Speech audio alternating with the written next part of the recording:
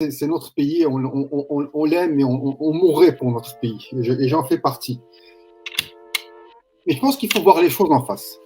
Elon Musk n'aurait jamais pu émerger au Maroc. Il faut vraiment que quand tu ailles aborder ce domaine, tu as de la passion, par exemple, pour l'art, et tu essaies de comprendre, mais qu'est-ce qui fait qu'un tableau coûte 25 millions de dollars?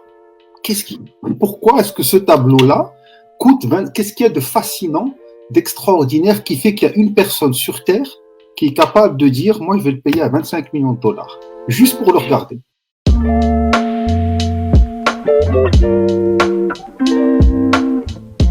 كنجد الترحيب بنوز انفيتي اللي لبوا الدعوه ديالنا وقبلوا انهم يشاركوا معنا لو كونيسانس سور لو تيم. المهم باش ما نطولش بزاف ندوزو مباشره صوب الموضوع. بزاف ديال الناس نادرا كيربطوا بين الثقافه والمهندس وكيغفلوا على العلاقه اللي كتربط بيناتهم. قبل ما نناقشوا نوعيه هذه العلاقه كنبغيو في الاول نعرفوا بعدا شنو المهندس شنو هي الثقافه. دوكو كنوجه السؤال ديالي لمسيو منيب. مسيو منيب تقدر تقول لنا باختصار شنو هو المهندس من وجهه النظر ديالك؟ Il y a d'abord quelque chose qui standardise l'ingénieur. D'un point de vue, du coup on peut en parler culturellement dans notre culture francophone Maroc, parce qu'on est calqué sur le modèle francophone, voilà ce que c'est qu'un ingénieur. C'est un bac plus 5 qui a fait 2 années ou 3 années de prépa et qui va passer 3 ans dans une école d'ingénieur et se faire une spécialité au bout de 2 ans ou de 1 an et demi. Le génie, dans le modèle courant, on a l'impression que c'est une espèce de surhomme intelligent qui arrive à avoir une intelligence différente, et j'aime pas les termes supérieurs, mais différente des autres, et qui est capable de faire des choses qui sont d'un ordre plutôt technique, on va dire. Et puis enfin, si on doit rajouter un troisième élément de définition, c'est que depuis une bonne vingtaine ou une trentaine d'années, l'ingénieur est devenu un modèle managérial, c'est-à-dire qu'on aime bien recruter un ingénieur. Vous pouvez faire ingénieur dans les procédés industriels et être recruté ingénieur méthode comme premier job dans une banque. Parce qu'on estime qu'un ingénieur, c'est une structure mentale bien spécifique, bien ordonnée, qui a des spécificités qu'on peut mettre au service, je vais me permettre de le dire, du désordre. C'est quelqu'un qui est capable du désordre de remettre un peu d'ordre et de remettre en place un certain nombre de choses basées sur sa formation et sur sa méthode. Oui, باختصار انا بغيت نعرف دابا وجهة النظر ديال مسيو الناصري. Je vous remercie vivement pour le choix de cette thématique qu'on voit rarement discuter dans des conférences comme celle-là. Donc, merci pour le choix de cette thématique unique et fort importante. J'ajoute ce que dit Séouni, je repense sur sa dernière phrase. Un ingénieur, c'est quelque part qui entre dans le désordre pour mettre de l'ordre. Et l'ingénieur, en général, c'est quelqu'un qui est souvent, on le définit que c'est une personne qui est dans la solution. C'est-à-dire un ingénieur, il conçoit, il met en pratique et conçoit des choses pour répondre à un besoin pratique. Et d'ailleurs, les ingénieurs ont commencé depuis la nuit des temps avec les Grecs, avec les Égyptiens. C'était ceux qui conçoivent la ville, qui pensent la ville, qui trouvent des solutions pour la fluidité dans la ville et mettre en place la structure de la ville. Donc, brièvement, c'est quelqu'un qui est dans la solution, qui conçoit, qui réfléchit. Donc, le mot génie a été dit par Sémonim.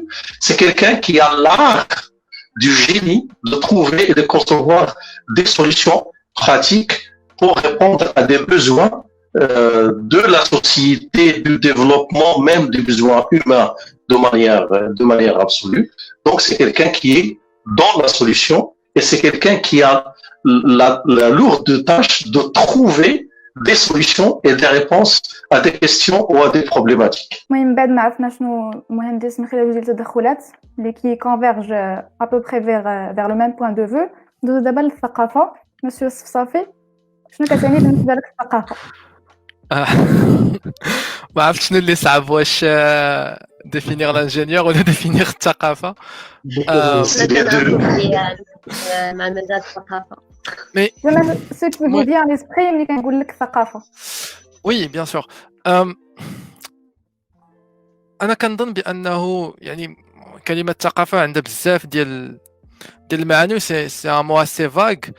اللي ربما اليوم ولا عاوتاني كيتستعمل بواحد الطريقه اللي يمكن غادي شاده واحد شويه، مي اون جينيرال ربما عند الناس في ليماجينير كومان ملي كتسمع كلمه الثقافه كتفكر في واحد واحد المستوى ديال المعرفه في عده مجالات مختلفه. يعني الا بغينا بيتيتر نعرفوا الثقافه ولا الشخص المثقف في ليماجينير كومان، وهذا هو المهم، حيت المهم واش حنا كنعنيو بالكلمه ملي كنستعملوها في الحديث ديالنا مع الناس، فهي اكتساب واحد المجموعه من المعارف في عده مجالات مختلفه اللي كنعتبروها حنايا مهمه. ربما يعني نوتامون الشخص خصو يكون عنده واحد الحد ادنى من المعارف، واحد في العلوم، في التاريخ، في الاقتصاد، في السياسه. فهادشي علاش تقد تسمع شي واحد كيقول لك هاد الشخص هذا مختص في البيولوجيا ولكن ماشي مثقف ربما، حيت هاد الشخص هذا بالنسبه لنا غيكون مختص في لو دومين ديالو اللي هو لا بيولوجي، ولكن اون فوا كنحاولوا نليو هاد لو دومين دي دومين واحد اخرين كنشوفوا بانه ما عنده حتى معارف هذوك لي دومين الاخرين. فكنظن انه يعني كوم بوين ديبار هاد التعريف هذا مزيان، وبيتيتر نقدروا نحاولوا نقدوه ولا نحاولوا نصحوه نوعا ما au fur et à mesure de la discussion. Oui, d'accord. Monsieur Youssef Enasseri, comme vous savez, الهندسة هي جزء لا يتجزأ عن العلوم. donc pour vous شنو هي العلاقة اللي كتربط ما بين الثقافة والعلوم en général؟ هو إلا سمحتوا غادي نرجعوا شوية للتاريخ، وغادي نلاحظوا بأن جل العلماء اللي كانوا القدماء في التاريخ ما كانش عندهم فرق ما بين هذه العلوم وما بين الثقافه. كناخذوا عالم رياضيات كنلقاوه شاعر، كنلقاوه كيميائي، كنلقاوه باحث، كنلقاوه فيلسوف. غير الفلسفه والرياضيات كانوا واحد المادتين متلازمتين. يعني الثقافه والعلوم راه ما بدات كتفرق في بهذا المفهوم اللي عندنا حاليا الى كنظن في بدايه القرن الثامن عشر ونهايه القرن السابع عشر، لان العلوم كما قال سيموني هي في حد ذاتها واحد الثقافه، هي في حد ذاتها اون كولتور، لا كولتور دو لا سيونس. وحاليا راه بدينا كنرجعوا لهاد لا بوليفالونس، كنتزلا من لا بوليفالونس للسبيسياليزاسيون، وين كنلقاو الشاعر بوحدو والفيلسوف بوحدو والكاتب بوحدو والعالم الرياضيات بوحدو وعالم الفيزياء بوحدو. ولكن حاليا في اكبر المدارس ديال ويمكن تكونوا لاحظتوا حتى نتوما مثلا ما بين لا جينيراسيون ديالي انا وسيموني مثلا المدارس الهندسه، لاحظتوا بان بدا داك الرجوع لا كومونيكاسيون، وليتو كديروا حتى المانجمنت، وليتو كتقراو ان تي بو على لا كولتور، يعني ولا داك الانفتاح على لا كولتور. اذا بدينا كنرجعوا لهذيك les notions générales, العلم بصفة عامة. Donc le lien entre la culture et la science en général, c'était toujours lié. On est passé par une période de spécialisation à partir du fin 17e siècle, c'est ma mémoire est bonne. Et c'est pas ma mémoire, mais la mémoire de l'histoire. Je suis trop jeune pour ça. donc la mémoire mes informations sont bonnes. Donc la spécialisation c'est venu avec l'ère de l'industrialisation, avec l'ère. Maintenant on revient à ça. L'informatique, la mathématique et le reste, ce ne sont que des moyens pour, comme j'ai dit au début, pour répondre et répondre à des questions. Et souvent, ce sont des questions sociales, ce sont des questions culturelles, ce sont des questions qui concernent notre vie. Monsieur عثمان صفصافي كانت عندكم شي إضافة؟ كنظن بأن السي هشام منيب يعني قال واحد النقطة اللي ربما هي اللي مهمة، هي أنه العلوم هو جزء من الثقافة ربما ديال الشخص اللي ماشي منغمس في العلوم. يعني الا خدينا جو سي با ان هيستوريان ولا شخص ولا حتى ان فيلوزوف ولا هذا، كنقدروا نقولوا بانه عنده واحد الثقافه علميه باسكو هو العلوم هي شي حاجه اللي خارجه على لو دومين ديالو و il s'intéresse ليها. فبالنسبه لي انا شخصيا العلاقه ما بين العلوم والثقافه هي كالعلاقه ما بين التاريخ والثقافه ولا الفلسفه والثقافه. يعني يمكن نعتبروا بان هاد لي دومين كاملين هما جزء من الثقافه اللي خاص تكون عند واحد الشخص. Écoute, je pense que c'est une question qui est extrêmement pertinente. Souvent on peut confondre justement culture, et sciences, mais en fait, ce sont en fait, je dirais, deux parties qui sont complémentaires. On peut trouver peut-être un ingénieur qui n'a pas de culture, mais il ne sera pas un bon ingénieur. Et on pourra trouver quelqu'un de très cultivé, pardon, mais s'il n'a pas la compétence d'ingénieur, il ne pourra pas transformer ses projets. Oui. Moyenne, à partir des interventions en l'ISMED, d'abord, vous avez tous défini la culture comme étant les connaissances, la curiosité envers, pour découvrir de nouvelles choses. Alors, je vais concevoir la culture sous un autre angle, comme étant le patrimoine culturel de tel ou tel pays, le patrimoine culturel d'une civilisation, par exemple, l'entourage culturel dans lequel on vit. À travers l'histoire, plusieurs cultures se sont retrouvées obligées à développer des sciences juste pour développer des aspects de leur culture ou pour mettre en valeur leur culture. Un premier exemple, مثلا الثقافة الفرعونية اللي كتعرفوا أنها كانت معروفة بعلم التحنيط. وعلاش دارت التحنيط؟ سيتي لوريجين ديالها سيتي الثقافة ديالهم، كان عندهم معتقد ديني كوم كوا ديال الخلود والاخره. المهم سي ديتاي اللي ما غاديش ندخل فيهم حيت ماشي الموضوع ديالنا. كاين اوسي ليكزامبل ديال الفايكنجز اللي كنعرفوا سون دي غيري، واللي كانوا الثقافه ديالهم كانت مبنيه على الحروب، على البحث الدائم على مستعمرات جديده. دوكو هادشي خلاهم انهم inventer des navires de guerre, et ce qu'on appelle d'ailleurs des navires de vikings. واش ما كتشوفوش هنا باللي هاد لو باتريمون كولتوريل l'entourage culturel كيساهم في تطوير العلوم. هنا باش ما نزيدش نطول غادي نسول في نفس السياق. جو باس لا بارول مسيو صفصافي، نظركم الى اي حد كتساهم الثقافه في تطوير العلوم، الثقافه من هذا المنظور اللي جو viens de citer.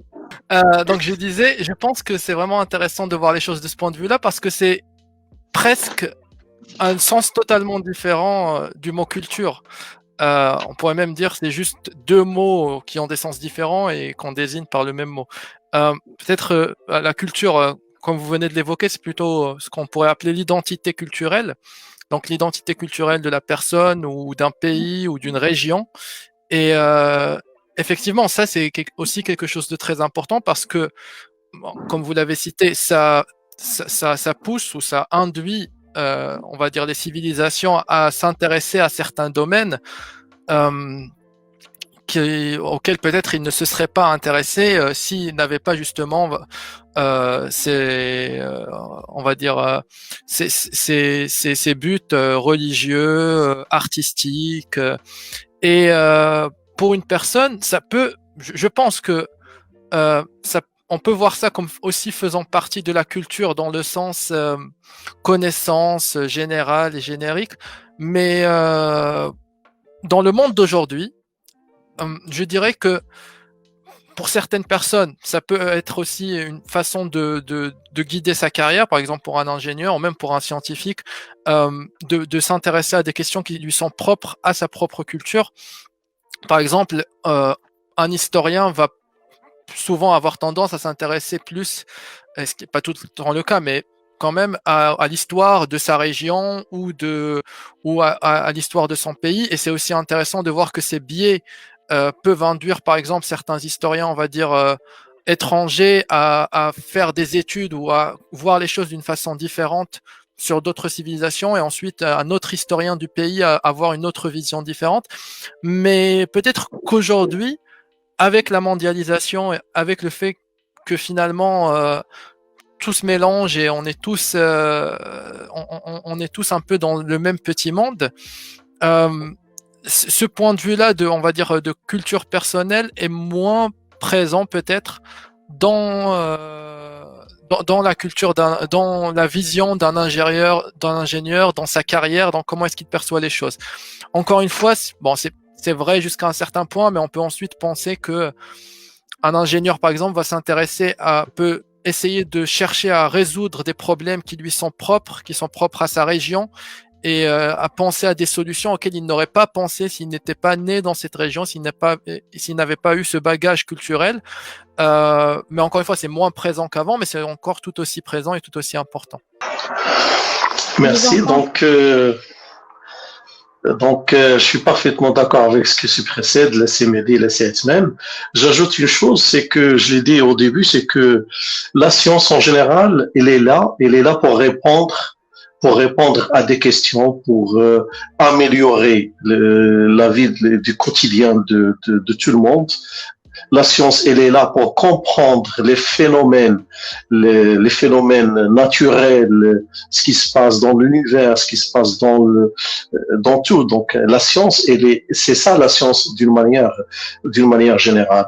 Alors, la culture, vous avez bien parlé de la culture pharaonique, de la culture des Vikings, etc. La culture, de ce point de vue, c'est un ensemble de rituels identiques qui rassemblent un certain nombre de personnes. On parle de culture marocaine, on parle de culture française, on parle de culture algérienne, on parle de culture palestinienne, on parle de culture chinoise. Donc, c'est l'ensemble des rituels et habitudes et comportements qui sont communs à une population. Et c'est pour ça on dit que c'est une culture.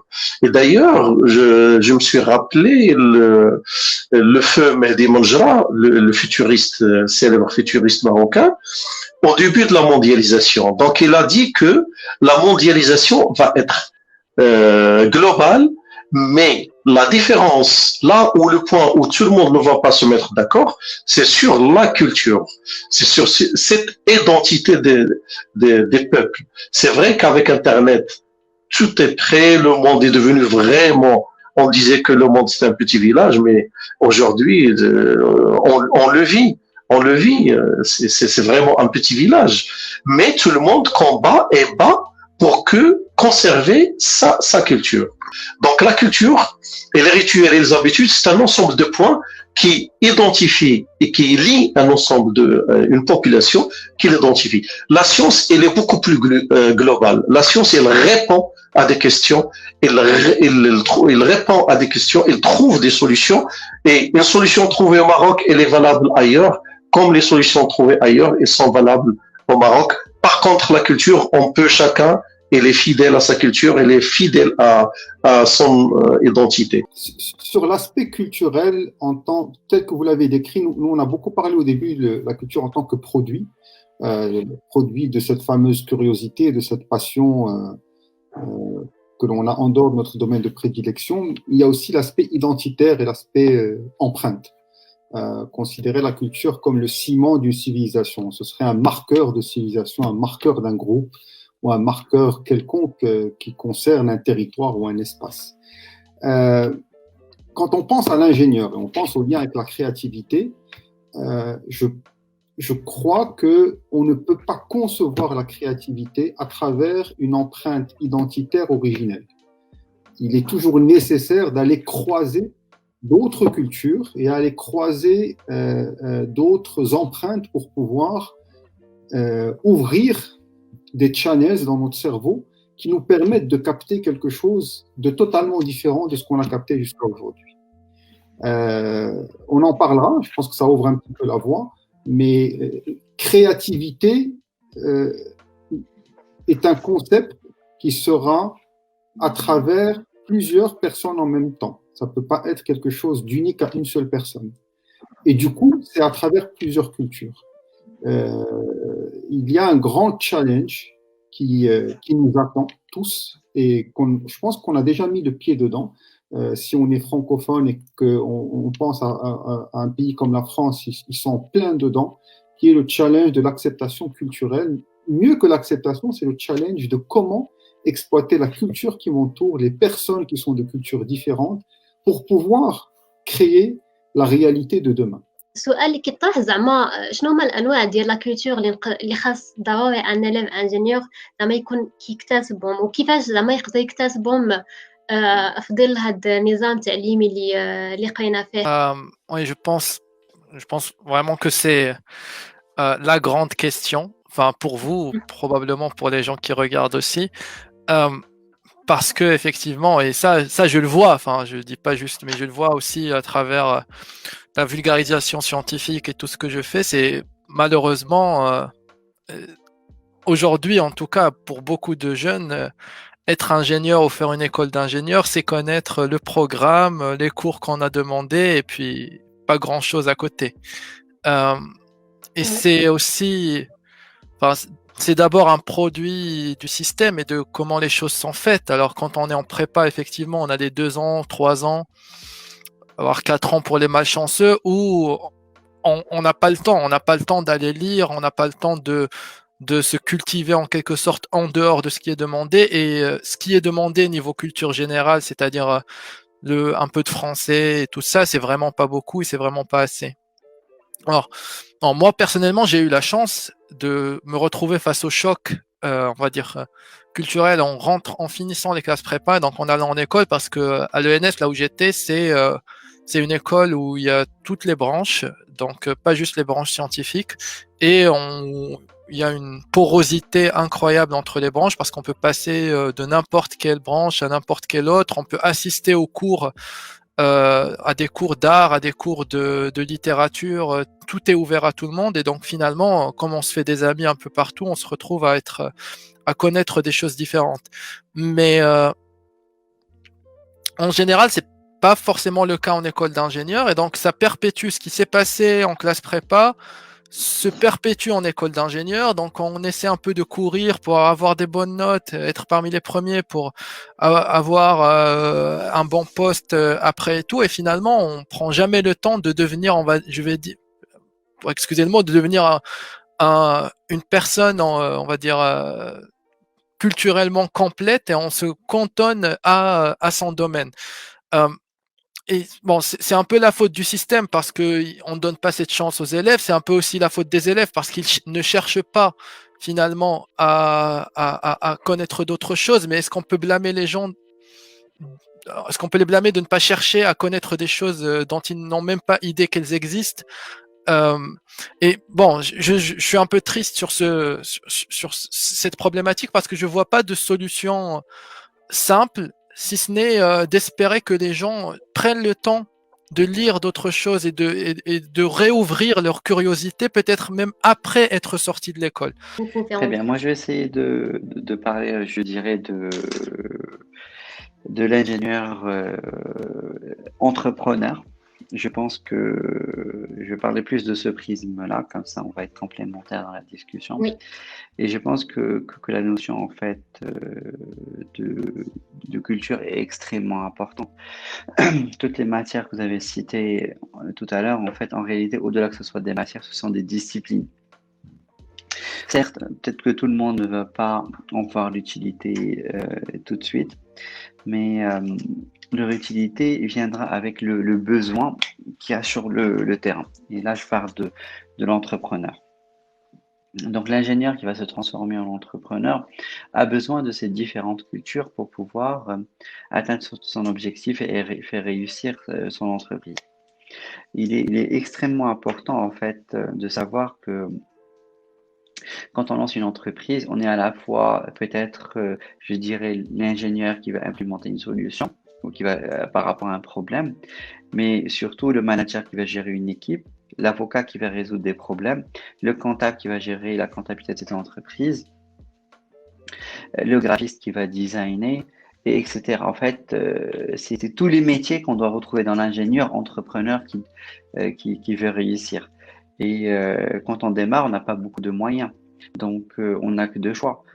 Maîtriser un maximum de choses et s'entourer d'un maximum de personnes pour avoir je dirais, les compétences complémentaires.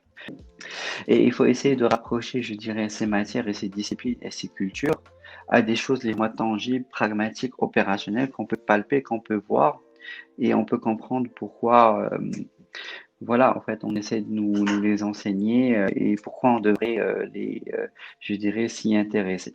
L'ingénieur entrepreneur a besoin, en fait, d'une multitude de cultures, dans une multitude de domaines pour réussir son entreprise.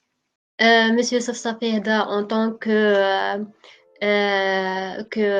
doctorant l'ENS, Monsieur Alaoueda, en tant دخل في la notion l'entrepreneuriat, Monsieur Mounib, تقدر تهضر لنا le plus على كيفاش نقدروا زعما نكتسبوا لا كولتور وشنو لا كولتور اللي خاص تكون عندنا باش يكون عندنا مسار مزيان مهني.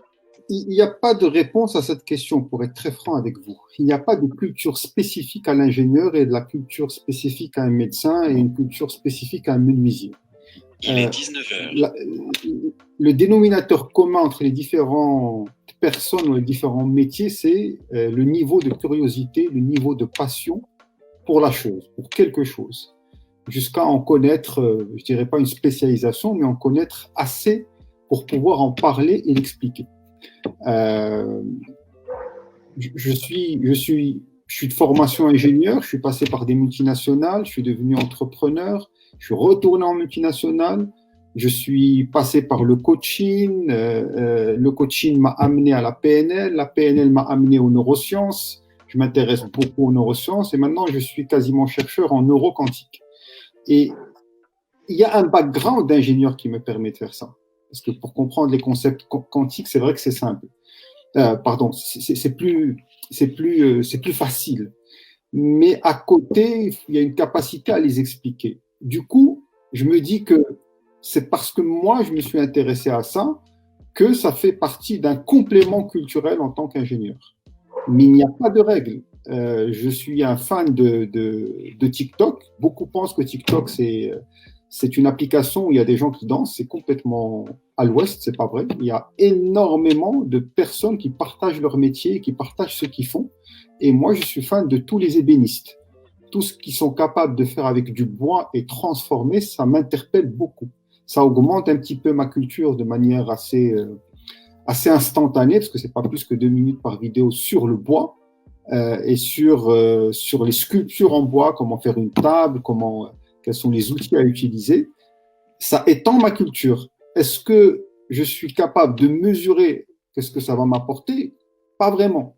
Mais ce qui est sûr et certain, c'est qu'à un moment ou à un autre, ça va intervenir dans mon processus de créativité, dans mon domaine, qui est celui de donner des formations en neuroquantique. Lorsqu'on revient à cette notion, j'aime beaucoup ce qu'a dit Searchman. D'être triste, de ne pas pouvoir avoir, c'est pas en fait le temps, c'est l'environnement. Si vous me permettez à Searchman, je pense que c'est l'environnement et c'est un petit peu l'énergie de stimulation quand on est en école d'ingénieur. Et je parle encore une fois du contexte marocain. On est au Maroc, on parle vraiment des ingénieurs marocains. C'est quand même intéressant de se limiter un petit peu à ça, en étendant un peu les limites, mais c'est important quand même de pouvoir cadrer. Quand on parle de l'ingénieur marocain, la majorité écrasante va rejoindre une école d'ingénieur ou des classes prépa, d'abord pour des raisons socio-économiques. Parce qu'on pense que c'est une excellente filière pour avoir, à la sortie quand même, un niveau de vie intéressant et qui correspond à nos rêves. Je pense un petit peu à ces Alaoui qui parlent d'entrepreneuriat. Ça, en principe, ça vient après. C'est rare qu'il y ait des ingénieurs qui, dès le départ, plongent dans l'entrepreneuriat. C'est vraiment très, très rare. Et du coup, lorsqu'on est dans cette dynamique, on n'est pas dans une dynamique d'assimiler de la culture par passion, par curiosité. On voit d'abord qu'est-ce qui m'est utile pour pouvoir obtenir mon premier job. C'est triste, mais c'est le système. Nasseri en a parlé tout à l'heure, il a dit la culture fait partie des savants depuis, c'est-à-dire que les savants étaient multiculturels pendant des siècles, et il a parlé du 17e, 18e. En fait, à Nasseri, je pense que vous faites référence à la révolution industrielle. C'est à partir de l'instant où on a commencé à rentrer dans une culture marchande que on a commencé à spécialiser les gens dans une espèce d'industrialisation de la personne. Certains sont passés en ouvrier et doivent passer 8 heures par jour devant une machine. D'autres passent plus que 8 heures à concevoir des machines. Et aujourd'hui, on essaie petit à petit de revenir à ça. Maintenant, pour rester franchement positif, et je m'adresse aux ingénieurs qui nous écoutent aujourd'hui ou bien aux ingénieurs en gestation qui nous écoutent, nous sommes dans une époque absolument fascinante. Les réseaux sociaux, les accès en vidéo YouTube, les contributions mondiales de chaque individu dans ce qu'il sait faire est juste inimaginable. Culture se mélange à information, se mélange à connaissance, et au centre, il n'y a encore une fois, pour pouvoir y accéder, que ta capacité quel est ton niveau de curiosité, ton niveau de passion, et par conséquent, quelle est l'attention que tu vas donner pour pouvoir assimiler un élément. Et si je me permets le conseil aux jeunes ingénieurs qui sont dans les élèves ingénieurs, participez au club, participez aux commissions, aux activités parascolaires, parce que c'est ça qui va aider à forger votre personnalité, c'est ça qui va vous aider à connaître ce qui se passe dans le monde extérieur, et c'est ça qui va vous bien préparer à entamer la vie professionnelle, que ce soit en entrepreneur ou en employé, en salarié, en fonctionnaire.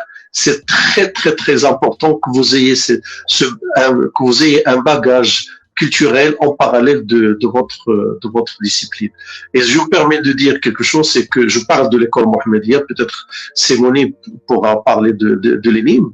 Plus que 70% des ingénieurs de l'école Mohammedia ne travaillent pas dans leur spécialité.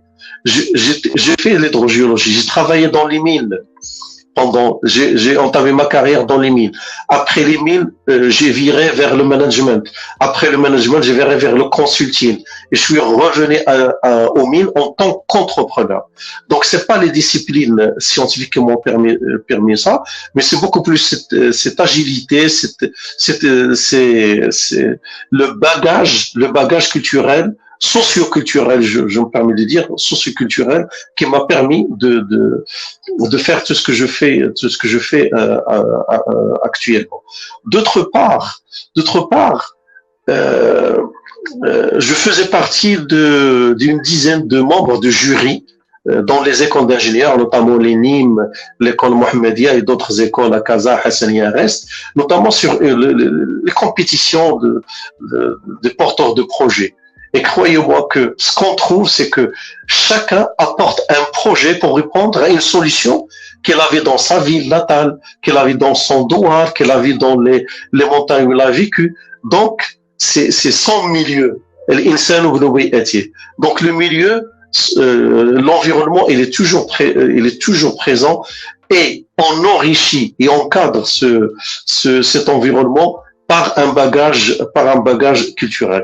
Donc, les jeunes ingénieurs, les élèves ingénieurs, participez au maximum aux commissions, aux activités parascolaires, parce que c'est ça ce qui va vous permettre de forger une vraie personnalité d'un vrai manager, d'un vrai ingénieur manager et d'un vrai ingénieur innovant. Oui, maintenant, avant de poser ma question, je vais vous dire اللي كان tendance ces derniers jours هو ملي ولا ايلون ماسك l'homme le plus riche du monde. وهاد الحاجه la chose qui m'a poussé à poser la question واش الا كان عندنا شي واحد هنا au Maroc qui a le même potentiel qu'Elon Musk واش il va cartonner de la même façon واش il va cartonner اصلا. Du coup باش السؤال الاساسي اللي كيطرح هنا واش نقدروا نعتبروا بلي الثقافه محفز وعامل اساسي اللي كيساهم باش يعطينا مهندس مبدع.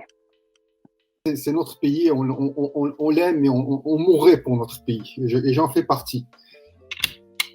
Mais je pense qu'il faut voir les choses en face. Elon Musk n'aurait jamais pu émerger au Maroc. Il faut avoir le courage de le dire et de manière stricte et absolue. L'environnement ne le permet pas. L'énergie de stimulation ne le permet pas. D'ailleurs, il était en Afrique du Sud et c'est en émigrant aux États-Unis qu'il a pu percer. Il avait déjà démarré un petit peu quelques startups en Afrique du Sud, mais c'est aux États-Unis où il y a eu l'expression totale de l'esprit entrepreneurial d'Elon Musk. Il paraît que ce monsieur aujourd'hui est endetté à hauteur personnelle de 500 millions de dollars parce qu'il reverse tous ses salaires, il les réinvestit dans ses propres boîtes et donc il vit vraiment de la banque.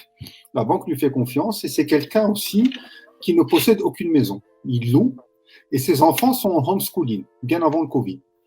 Et ça nous interpelle beaucoup. C'est aussi un monsieur qui croit que le recrutement n'est pas lié au diplôme. Vous voyez, c'est une culture totale. Elle est liée à un certain nombre de skills que la personne peut avoir et qu'on peut détecter à travers des tests psychotechniques, puis des entretiens et puis aussi des périodes à laisser. Et moi, je trouve qu'au Maroc, il n'aurait pas pu émerger. Ça c'est la première idée. C'est impossible. Je dis même pas quasi impossible. Il faut voir les choses en face. C'est pas possible. Maintenant, qu'est-ce qui peut émerger au Maroc ? Et qu'est-ce qui aurait pu émerger déjà il y a 20 ans ? Si je me souviens, moi, il y a 20 ans, quand on était en école d'ingénieur, on on avait cette croyance et qui flottait dans l'air que pour pouvoir entreprendre, il faut du capital.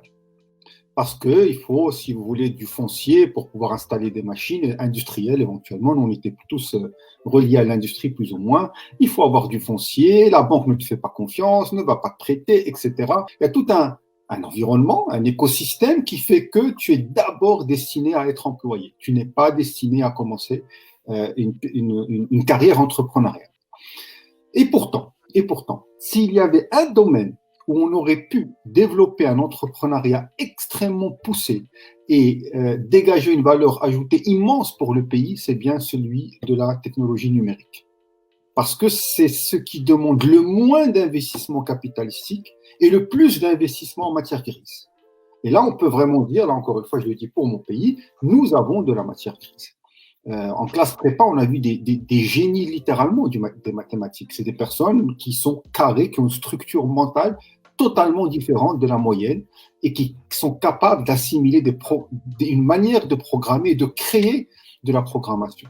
Quand je prends comme exemple une start-up comme WhatsApp qui s'est vendue à 19 milliards de dollars, soit une partie sous forme cash, soit une partie sous forme d'échange d'actions, et qui comportait 55 employés au moment de la vente. Ça veut dire qu'elle a été supportée par des business angels ou elle a été supportée par des banques. Et qui, au moment où elle a été rachetée par Facebook, à l'époque, Peugeot, PSA, valait exactement 12 milliards d'euros. Et il y avait à peu près 110 000 à 120 000 employés dans le monde avec plusieurs usines. Je ne sais pas si vous imaginez le poids. 55 employés, 120 000 employés. Marque reconnue mondiale depuis des années, ou au moins dans notre région. Et là, on a quelque chose qui a éclos il y a juste pas plus que 5, 6, 7 ou 8 ans. Donc, vous voyez, voilà. Et pourtant, l'investissement capitalistique de WhatsApp est vraiment faible au départ. C'est d'abord alimenter de la matière grise. C'est ce qu'essaie de faire aujourd'hui 1337, l'OCP, etc. Et je ne vais pas dire que c'est trop tard, jamais, parce que je pense que la révolution numérique a pris naissance. Et là, ces impacts, on verra ce que ça va donner. Donc aujourd'hui, c'est là où on a raté un coach, c'est là où on a raté, à mon avis, un grand virage qui n'allait pas nous coûter cher. Il fallait juste permettre un environnement adéquat. Et c'est là on a parlé. Croire en nous, croire en l'ingénieur marocain, croire simplement dans la créativité du Marocain.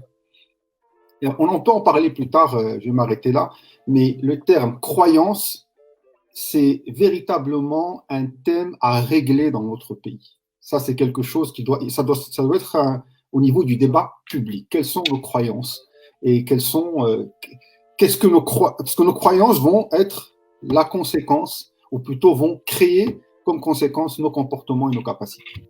Elon Musk en tant que personne ou en tant que soit un modèle, c'est le modèle de la personne qui a réussi, mais c'est pas ça devrait pas être, à mon avis, un critère de est-ce qu'une personne a réussi ou pas, parce que c'est tellement un outlier, il y a tellement un facteur chance énorme nécessaire, même à la personne la plus résiliente au monde pour réussir comme lui l'a fait. Il y a facteur du timing, de quand est-ce qu'il a fait les choses, de comment ça s'est passé, qui font que tout le monde ne réussira pas comme ça, même avec la meilleure volonté au monde, même en étant aux États-Unis. Mais c'est quand même un exercice, je pense, intéressant de se poser la question, qui est finalement la question que vous avez posée, de où est-ce que on peut voir ces coups de chance, ces coups de poker incroyables arriver et voir des personnes comme ça qui ont le potentiel, la résilience, la vision et l'opportunisme de faire les choses au bon moment, de la bonne façon pour que ça marche comme ça a marché pour lui. Et effectivement, comme disaient les intervenants avant moi, au Maroc aujourd'hui, on n'a pas encore malheureusement tous les ingrédients nécessaires. Et donc ça demanderait, comme vous disiez avant, ça demanderait un potentiel et un effort surhumain et une chance incommensurable pour qu'une personne réussisse comme ça en étant au Maroc. Mais donc là, la solution sur laquelle tout le monde travaille, enfin, c'est effectivement d'essayer de faire en sorte de faciliter le travail entrepreneurial, de faciliter la création de start-up, de faciliter le fait d'avoir des prêts, de faciliter le fait de lever de fonds.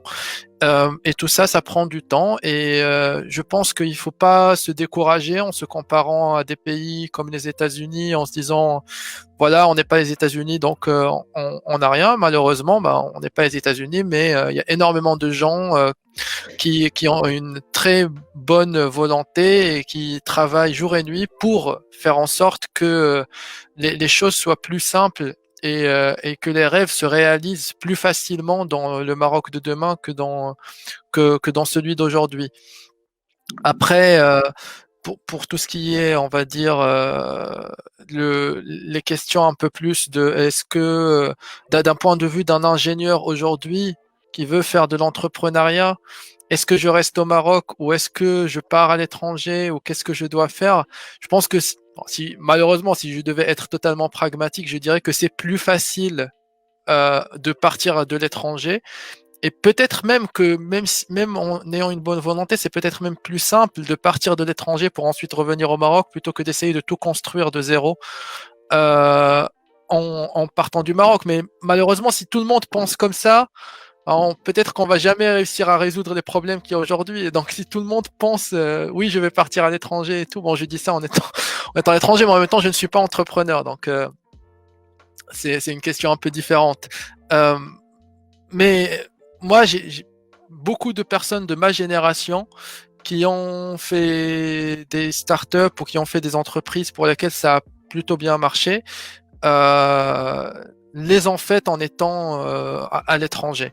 Donc c'est peut-être juste mon expérience personnelle, mais il y a aussi beaucoup de gens de ma génération qui ont fait des startups et qui ont essayé de faire des choses et pour lesquelles ça n'a pas marché, même alors qu'ils étaient à l'étranger. Donc, c'est à prendre avec modération, je dirais. On va poser des questions de la part des gens qui nous regardent. Alors, parmi ces questions-là, est-ce qu'on doit se contenter seulement sur la culture liée à notre domaine d'ingénierie ou bien on doit plutôt savoir encore plus sur la culture générale? Si on se contente sur la culture liée au domaine d'ingénierie, ça sera plus de la compétence que de la culture. Non, l'idée vraiment de la culture, c'est de sortir du domaine de prédilection. Ça n'est pas une loi, ça n'est pas une règle, mais l'idée, c'est véritablement d'aller confronter son système de pensée à des domaines autres que celui où on se sent à l'aise. Il faut vraiment que quand tu as abordé ce domaine, tu as de la passion, par exemple, pour l'art, et tu essaies de comprendre, mais qu'est-ce qui fait qu'un tableau coûte 25 millions de dollars? Pourquoi est-ce que ce tableau-là coûte qu'est-ce qu'il y a de fascinant, d'extraordinaire, qui fait qu'il y a une personne sur Terre qui est capable de dire, moi, je vais le payer à 25 millions de dollars, juste pour le regarder? Même plus. Même plus. Vraiment, je vais très, très loin. Qu'est-ce qui fait aussi, par exemple, qu'il y a des personnes qui vont monter une pièce de théâtre qui ne soit pas dans l'humour, qui soit une pièce, par exemple, muette, où il y a simplement de la musique et de la danse, donc une espèce de chorégraphie, et qu'ils vont faire une tournée partout en Europe, et qu'au bout de 4-5 représentations, il y a un effet de boule de neige et les gens se disent « Waouh, il faut aller voir ». Au moins, et c'est ça le début de la passion, et c'est ça le début plutôt, de la curiosité. Être curieux des choses. Un ingénieur aujourd'hui, il est capable, franchement, d'aller ouvrir une vidéo sur YouTube qui parle de l'immunité et décrite par un biologiste. Il n'y a pas de gros soucis à pouvoir assimiler ça. Je vous en parle, je l'ai fait moi-même pour pouvoir faire le lien un petit peu entre nos croyances et la biologie de nos cellules. J'ai souvent tendance à dire que c'est difficile aujourd'hui pour un informaticien de dire mais pourquoi je dois passer par les classes préparatoires et je dois passer par comprendre l'optique, comprendre la mécanique du point alors qu'à la fin, moi, je vais faire du codage. Et cette question est très valable. les gens dans 1337, il y a des gens qui ont 18 ans et qui sont en train de coder et qui vont peut-être être les premiers, être élus et être embauchés. Mais quand on y pense, ce parcours que je ne valorise pas de manière extraordinaire, le parcours prépa à la française, mais ce parcours augmente les champs de la culture. Il nous permet simplement de toucher à tellement de domaines qu'au bout du compte, quand on veut s'intéresser à déployer plus, eh bien, on a quelques outils, on a quelques structures mentales qui nous invitent à dire « je vais aller bousculer un peu mon cerveau sur des choses nouvelles ». Si tu permets, Hiba, je vais ajouter ce qu'a dit Sietman et je suis tout à fait d'accord. Et je rebondis sur sa dernière phrase. Je crois que l'esprit critique, ça fait partie de la définition d'un ingénieur. Si aujourd'hui un ingénieur ne se pose pas les questions, parce qu'un ingénieur ne doit pas juste se poser des questions, mais poser des questions justes. L'ingénieur sans esprit critique, il va être un exécutant.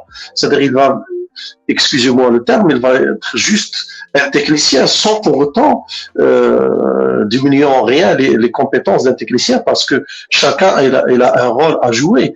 Mais un ingénieur qui n'a pas d'esprit critique, croyez-moi, il va être dans l'exécution et il va être quelqu'un qui ne sera pas leader dans son entreprise, que ce soit en tant que chef d'entreprise, entrepreneur, ou bien en tant que un leader dans l'équipe là où il travaille. L'esprit critique, c'est parmi les fondamentaux de l'ingénieur. C'est comme ça que les ingénieurs ont pu, c'est comme ça que les sciences se sont développées. C'est par cet esprit critique. Se poser toujours la question, le pourquoi et le comment. Pourquoi et comment, c'est ces deux questions principalement qui ont permis à la science de se développer. Donc, un ingénieur sans esprit critique va être nécessairement un exécutant et c'est pas pour ça qu'on forme un ingénieur. Je me rappelle que lors de ma première année d'ingénieur, le professeur Amour nous a dit une phrase. Il nous a dit, on ne vous forme pas pour que vous soyez de très bons techniciens, que vous soyez, par exemple, ingénieur génie civil, ingénieur informaticien, ingénieur mécanicien. On vous forme pour que vous puissiez vous adapter là où vous serez dans le futur. Et c'est pour ça que j'ai dit tout à l'heure que plus que 60 à 70% des ingénieurs d'une manière, et je peux le généraliser, ne travaillent pas dans leur fonction. Preuve, là, une grande partie des artisans du ministère de Finances, je parle de Finances, ce sont des ingénieurs de l'ENIM, de l'école Mohammedia, de l'école Hassania et un petit peu de l'ESM. Je connais les directeurs financiers de banques qui sont des ingénieurs de ces écoles que je viens de citer. Et qu'est-ce qui a permis à ces gens-là de réussir là où ils sont? C'est grâce à cet esprit critique, c'est grâce à la culture générale. Et la culture générale, si je me permets de rebondir sur la première question, on l'a dit, il n'y a pas une culture spécifique à l'ingénieur. Il y a une culture spécifique à la personne, à son environnement et à sa passion et sa curiosité à comprendre ce qui se passe et qu'est-ce qui et des choses qui les entourent. Hiba, excuse-moi. Oui. Je peux me permettre de rajouter un mot sur cette notion de critique, parce que Sietman a soulevé quelque chose qui me tient énormément à cœur. C'est cette notion d'esprit critique. Et esprit critique vis-à-vis de tout. Je pense qu'il y a plutôt une tendance à dire esprit critique vis-à-vis du complotisme et inversement, esprit critique vis-à-vis du steam news et des news qu'on pense être totalement neutres et totalement factuelles, alors qu'elles sont la possession d'un certain nombre de capitalistes qui ont aussi des tendances dans ce sens-là. L'idée de l'esprit critique, aujourd'hui, elle est cruciale et capitale, tout autant que les croyances. J'ai parlé des croyances comme débat, et l'esprit critique au Maroc, comme ailleurs, est essentiel. Nous sommes noyés d'informations. C'est à la fois une période extraordinaire parce qu'on a un accès formidable à la connaissance. N'importe qui aujourd'hui peut apprendre n'importe quoi, véritablement, et peut maîtriser de manière quasi gratuite, avec très très peu de moyens.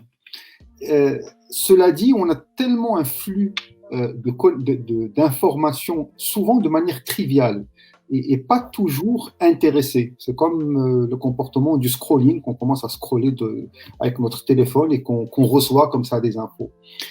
Et en fait, nous ne sommes sensibles qu'à ce qui nous habite nous-mêmes. Et ce qui nous habite, c'est ce qui nous forme.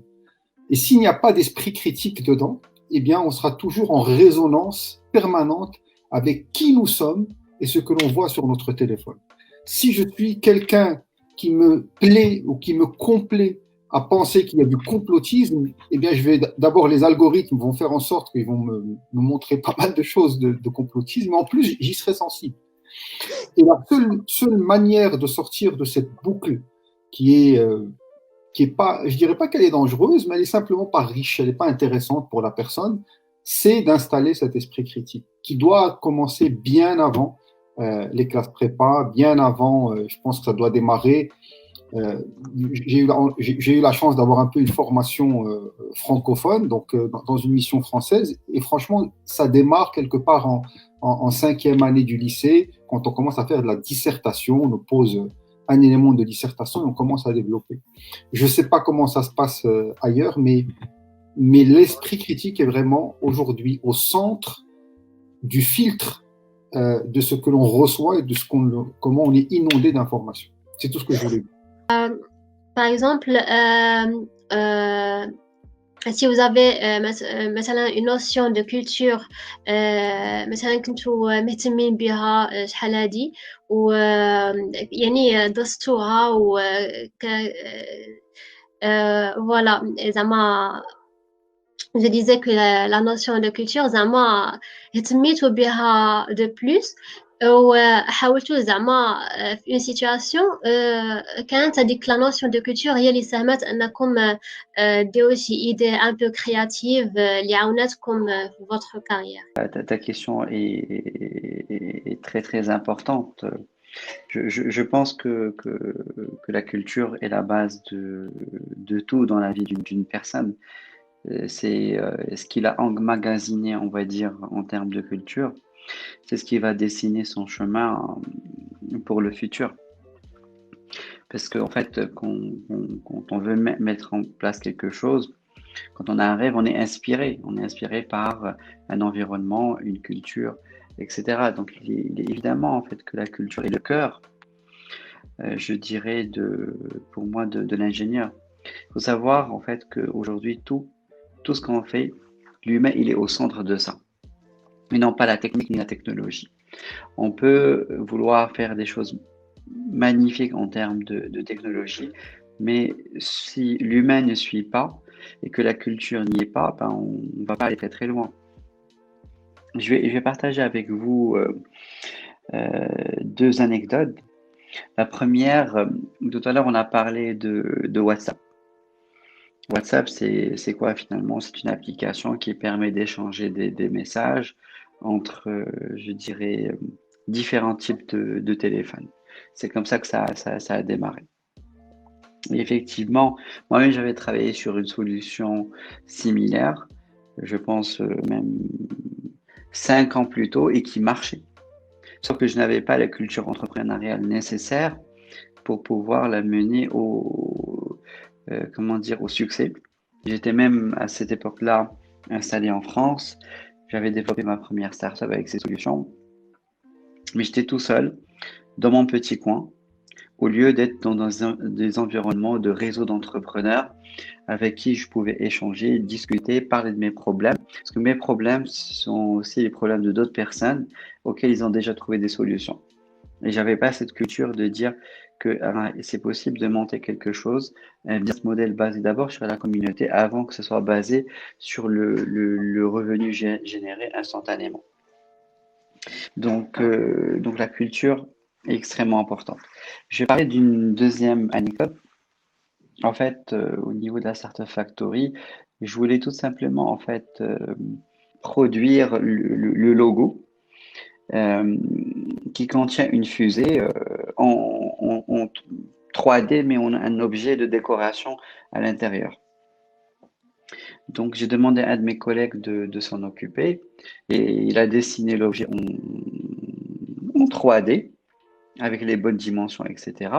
Et quand il est parti chez, je dirais, l'Haddad ou là, je sais pas, le gars de l'aluminium pour pouvoir le faire, il lui a couru derrière, il voulait le mettre dehors. Il a dit, t'es fou, tu veux faire, comment dire, un saror, tu vas attaquer qui? Alors qu'on voulait juste faire un objet de décoration. Il dit, mais regarde, c'est notre logo, c'est comme ça. Et voilà, c'est aussi une question de culture. Donc, la culture, c'est tout. On peut avoir le meilleur ingénieur du monde, mais sans culture, il ira nulle part. On peut avoir quelqu'un qui a une très très grande culture, sans aucune, je dirais, technicité ni ingéniosité en termes je dirais, en termes techniques, et il peut aller très très loin. Donc, mais si on peut avoir les deux en même temps, c'est l'idéal. Au début de la crise du Covid, bon, je me suis intéressé un peu comme tout le monde à ça, qu'est-ce que c'est, mais aussi du point de vue un peu plus proche de ce que je fais, c'est-à-dire statistique, de comment est-ce que ça pourrait évoluer, quels sont les différents scénarios possibles. Et c'était vraiment, au début, c'était vraiment par curiosité et aussi pour pouvoir un peu expliquer ça aux gens, parce que je suis, vous savez, très intéressé par la vulgarisation scientifique et tout. Et bon, je suis tombé totalement par hasard sur des algorithmes qu'avaient fait d'autres personnes d'un autre labo qui estimait un peu les différents scénarios possibles en partant d'un point donné, de comment va évoluer le nombre de personnes atteintes, le nombre de morts et tout. Et je me suis juste amusé au début, genre ça n'avait aucun intérêt, on va dire financier ni quoi, à essayer d'écrire le code et de modéliser ça pour le Maroc en entrant un peu des résultats. Et puis de fil en aiguille, un ami qui m'a dit il y a des gens qui travaillent sur ça, machin et tout. Je me suis retrouvé dans une équipe de plusieurs personnes à écrire l'algorithme pour aider un peu à visualiser, pour aider un peu, on va dire, des gens à visualiser, à prendre des décisions par rapport à ça au Maroc. Et donc, c'est aussi, je pense que d'un point de vue purement professionnel et d'un point de vue de ce que je fais comme travail, ça m'a fait perdre du temps plus que gagner. Parce que en faisant ça, je faisais pas ce que je devais faire pour mon travail. Mais d'un point de vue personnel, c'est extrêmement enrichissant, c'est extrêmement gratifiant de savoir qu'on a pu aider, même si ce n'est qu'un peu, dans le contexte d'une crise sanitaire, et ça n'aurait jamais été possible sans un peu cette curiosité, cette envie, on va dire, de vulgariser la chose à d'autres personnes.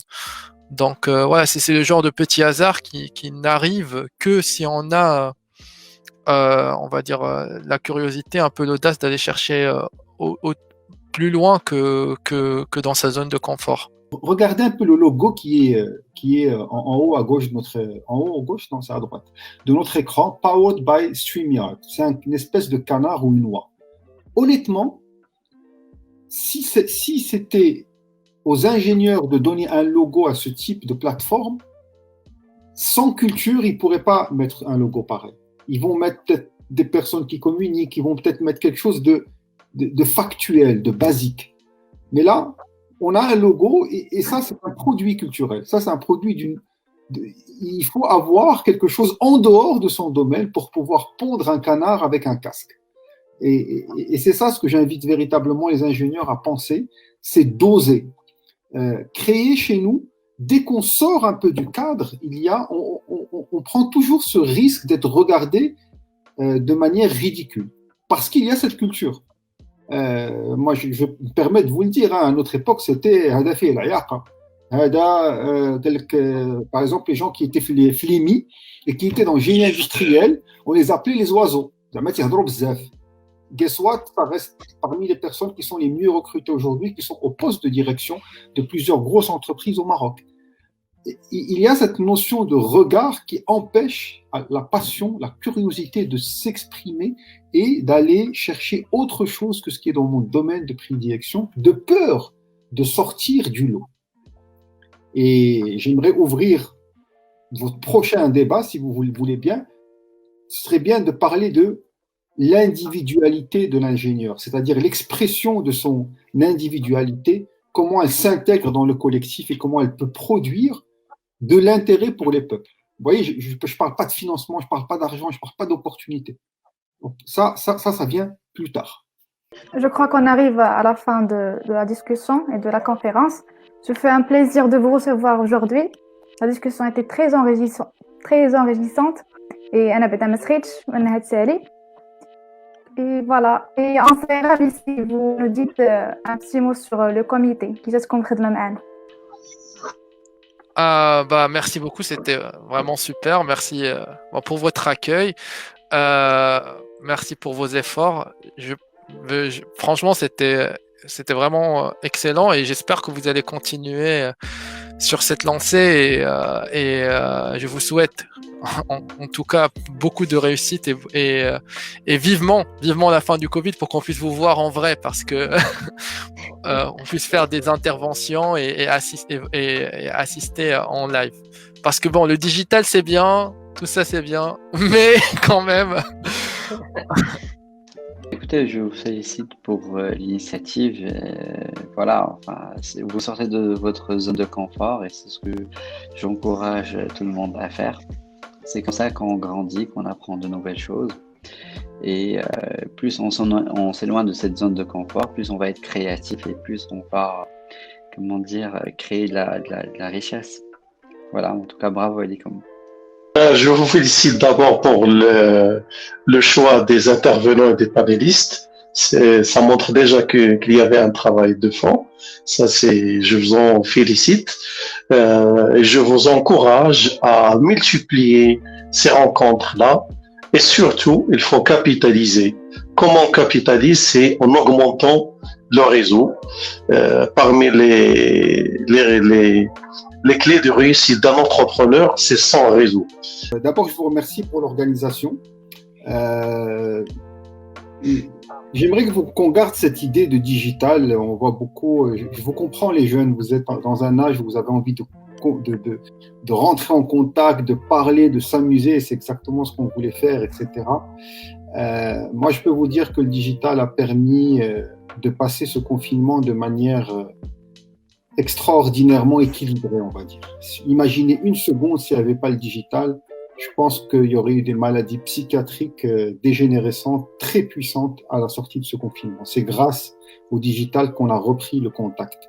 Vous faites un super travail, les gens sont quand même chez eux, ils sont en train d'écouter, de regarder, peut-être dans un café.